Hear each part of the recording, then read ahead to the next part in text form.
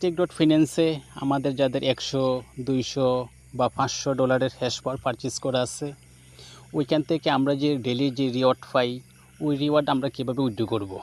এখন আমাদের রিওয়ার্ডটা উইথড্র করার জন্য আমাদের প্রথমেই যেতে হবে উপরে 3 লাইন। যে 3 লাইনে গেলাম, 3 লাইনে যাওয়ার পর এখানে দেখেন মাঝ বরাবর আছে বার্টার অপশন। বার্টার অপশনে আমরা ক্লিক করব।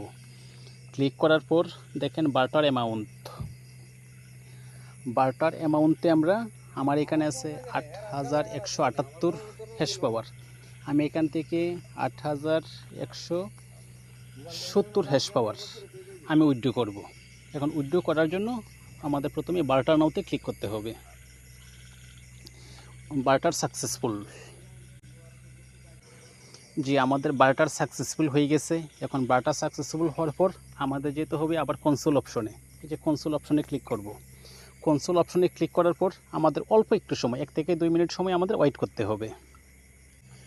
জি, এখন দেখেন রিওয়ার্ড ব্যালেন্সের এখানে 8178 যে ব্যালেন্স ছিল, এখান থেকে আমি উইথড্র দিয়েছিলাম 8170টা।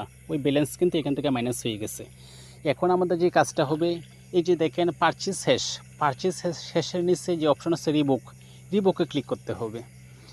আচ্ছা, রিবুকে ক্লিক করার পর আমাদের এই যে 24 MSD জমা হইল, ওই ব্যালেন্স আমাদের ডিরেক্ট ওয়ালেটে চলে যাবে। এখন আমাদের যে কাজটা করতে হবে, এন্টার অ্যামাউন্ট। এখানে আমি 24 অ্যামাউন্ট আমি লিখলাম। 24 অ্যামাউন্ট লেখার পর এই যে প্রোভাইড নাওতে ক্লিক করব। ক্লিক করার পর আমাদের কিছুক্ষণ আধা ঘন্টা বা সর্বোচ্চ 1 ঘন্টার মধ্যে আমাদের যে মেইন ওয়ালেটে ব্যালেন্স জমা হবে। এখন দেখেন আমাদের ব্যালেন্সটা আমরা কোথায় পাবো। এই যে দেখেন রিবোক রিফুট। এই যে দেখেন আমি $24 উইথড্র দিয়েছিলাম। এই যে দেখেন ভ্যালিডেটিং অবস্থায় আছে। কিছুক্ষণের মধ্যে ইনশাল্লাহ ভ্যালিডেটেড হয়ে আমাদের ব্যালেন্স চলে যাবে মূল ওয়ালেটে।